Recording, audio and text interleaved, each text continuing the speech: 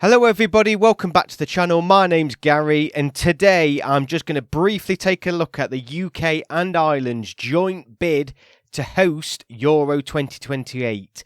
It was officially put in today, confirming the 10 stadiums.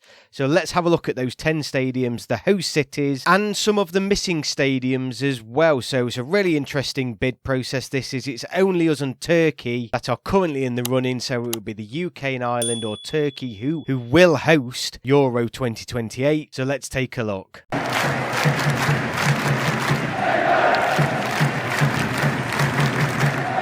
So a BBC article today stated that a decision on who will host Euro 2028 is expected to be made by UEFA's Executive Committee in September. The UK and the Republic say in their bid a record 3 million tickets will be made available, while sustainability and good governance practice are top priorities. They say more than 80% of ticket holders will be able to travel to matches by public transport and claim it will generate £2.6 billion combined for the nation's economies. Following on from that, there's a joint statement from the football associations of all the nations combined in this. So high capacity, world famous football grounds and state of the art new venues, there's going to be 2 new venues, which we'll come on to in a second, will provide the platform for the biggest and most commercially successful UEFA Euro ever, making us a low risk, high reward host. Almost 3 million tournament tickets are available, more than any previous European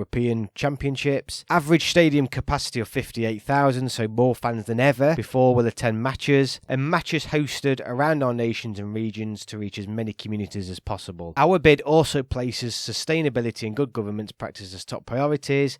Compact and connected transport, so 80% again can get by public transport. Proposed match schedule to reduce emissions and adhering to UEFA's major event human rights principles to ensure an inclusive, discrimination-free and equal work environment for colleagues and volunteers. So I think that should just come as a normal standard, but that's the UK and Ireland's bid. So let's look at some of the host cities then and stadiums that have been chosen. So these are the 10 now that have finally been confirmed as the official venues should the UK and Ireland win the bidding process. So we have 10 stadiums, as you can see, and these are in numerical order in terms of capacity. So you've got Wembley Stadium, National Wales Stadium, which is of course is the Principality Stadium, but we can't call them those stadiums based on, you know, commercial things for European Championships. So it's Wembley Stadium, then the National Wales Stadium with 73,000, obviously in Wales. Tottenham Hotspur Stadiums has made the list as well, as has Man City's Etihad. Everton Stadium, which will be one of the new built stadiums, and it will be finished within plenty of time. It's due to finish next year. St James's Park, Villa Park, Hampden Park, Dublin Arena and Casement Park, which is the final venue to be built. So Everton Stadium and Casement Park will need to be completed prior to this tournament taking place. So we've got 6 stadiums from England, 1 from Wales, 1 from Scotland, 1 from Ireland and 1 from Northern Ireland. So let's have a look at where this leaves the stadiums in terms of nationally. So here's a map showing the locations of all the ground across the UK and Ireland, and as you can see, I think that's quite a nice balance really, and it's going to give a lot of people the opportunity to hopefully soak in some of the atmosphere should we be lucky enough to host it. Interestingly though, in the initial bid there were other stadiums included that have now been cut, but then there's other stadiums that were never considered in the first place. So here's just very quickly 6 key stadiums that I think are quite surprising that they're not involved. Old Trafford obviously is the big one that you would expect to be involved, home of arguably England's biggest club. The Stadium of Light, obviously in Sunderland, big capacity venue, really good venue as well. London Stadium, obviously the stadium used for the Olympics, now home to West Ham, hasn't made the cut.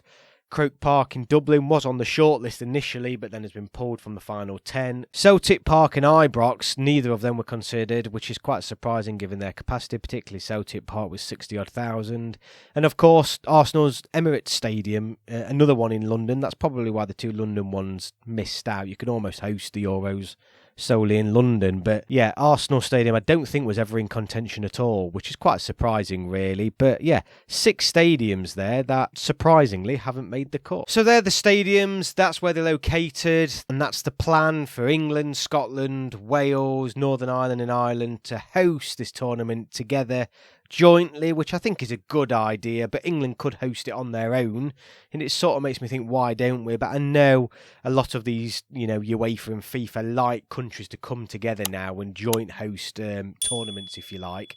Turkey, as I said, are now our only competitors to this tournament. Italy initially were, I think, but then have since pulled out. It's been a long time since England have hosted a tournament, solely hosted a tournament, or the UK, sorry. You've got to go back to Euro 96 for the last time. I mean, England haven't hosted a World Cup since 66, which we're overdue a World Cup, definitely. But the Euros, I think it would be great to have them in the UK and Ireland. I think it'd be great for these other nations as well that, like Ireland, Northern Ireland, wouldn't necessarily be able to host these tournaments on their own. In terms of qualification, though, because obviously usually the host will automatically qualify, I think a stumbling block will be the fact that you can't really have 5 teams that automatically qualify for a tournament. So I think there may be some exceptions there where, as host nations, we still have to qualify for the tournament, which I don't mind. I do not mind at all, and I think that's the best practice, really, when you've got so many countries involved. But it's potentially exciting times. It's a long way away, obviously, but as we know, these tournaments soon come around. But that's the UK and Ireland's plan to host the tournament. Let me know your thoughts below. Are you excited? Do you want us to host the tournament? Would you rather us bid for something else, or just leave it to Turkey to host? Let me know in the comments below, and yeah, I look forward to seeing you on the next video.